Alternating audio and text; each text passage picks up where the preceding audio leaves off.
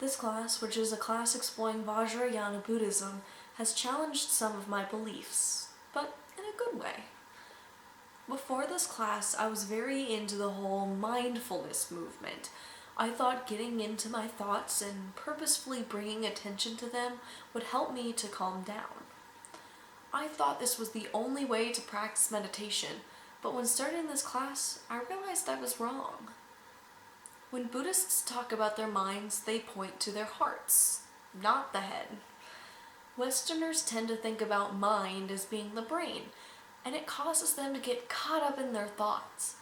This is bad, because it hinders their ability to actually experience what is happening around them. Instead of thinking about mindfulness meditation, this class taught me to think about heartfulness meditation. Instead of focusing in on thoughts, it is seemingly better to acknowledge your thoughts that pop up, then focus back to your body and your experience. Now, whenever someone mentions doing mindfulness practices, I have to think twice about what kind of practices they actually mean. Before coming to this class, I also had the idea that Buddhism was all about giving up materials and giving up attachments. For Vajrayana Buddhism, this is not the case. There is a story we learned about in class where a king met with the Buddha.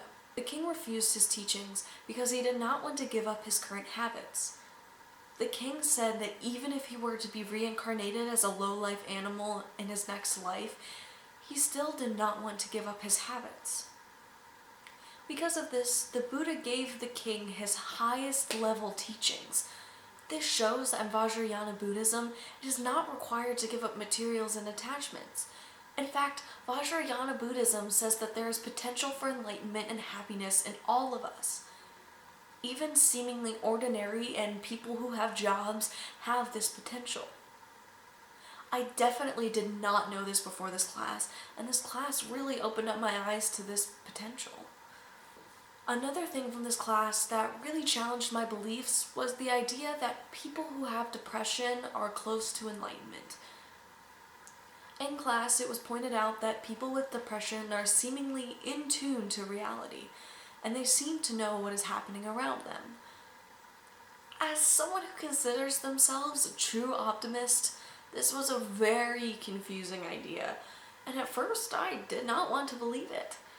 I wanted to believe that people with depression are not as close to enlightenment as we had discussed in class, but after thinking about it more, I could definitely understand both points of view. Vajrayana Buddhism teachings say that each bad quality that someone has is only one step away from being a good quality. I think this is a great teaching, and it goes with some of the optimistic values that I personally hold. This can be related to the thing about depression. People with depression are not excluded from enlightenment. Everyone has their own paths. Even if you do not believe in becoming enlightened, people still have their own paths in life towards happiness and just how they decide to live their life. And this idea of various paths is really comforting. So now I understand the idea that people who have depression are pretty close to enlightenment, and I think that's comforting for a lot of us, knowing that all of our bad qualities still have the flip side to them and can still become good qualities. Another idea that was mentioned during this class that challenged me is the idea of teachings. We talked a lot about different lineages and teachings that are passed down for many generations. As we learned more about these teachings and values and practices of Buddhism, I came to respect the teachers that taught them. And I came to realize that the lineage and origins of these teachings are really important. However, this idea was then spun around to the idea that some monks are okay with their teachings not being passed down. This truly baffled me. Monks are okay with their teachings not being passed down to generations and generations, and their names not being known across the world as the greatest Buddhism teachings of all time? In the West, it really seems as if people's goal in life is to make a legacy.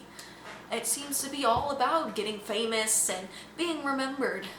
Even the celebration of the Day of the Dead holiday in Mexico is all about remembering those who came before us. Tibetan monks, however, seem to be peaceful about the ideas of their teachings not being passed down. It was mentioned in class that monks tend to believe that if teachings are not passed down, then it is simply what was meant to happen.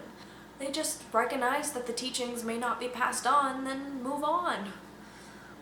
Now, this may sound cheesy, but this class really showed me the benefit of looking further into my beliefs and occasionally challenging them.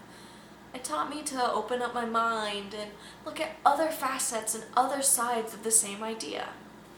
I challenge you to do the same. Thank you.